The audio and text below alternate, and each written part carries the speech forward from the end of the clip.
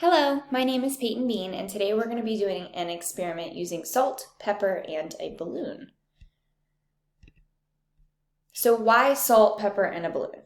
So in chemistry, positive and negative charges are an important subject, and with this experiment we'll be testing to see why and if pepper sticks to the balloon after building a charge onto the balloon. So why pepper versus salt?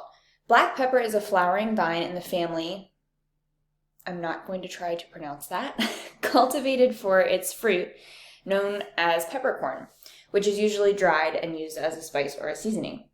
The fruit is a drupe, which is about 5 millimeters in diameter, dark red, and contains a stone, which encloses a single pepper seed. Pepper is extremely lightweight and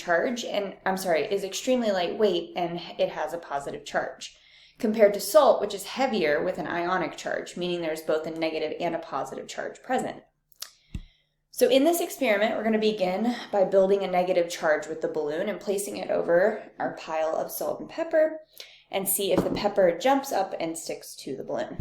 So we're supposed to be doing this on our head. I think my dog's going to go crazy. Okay. So now that we've built that static charge, that negative charge, we're going to see, aha, watch out.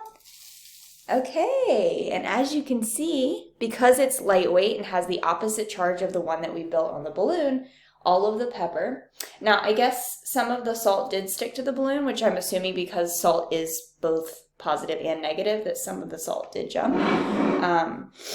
Salt that was closer to the pepper.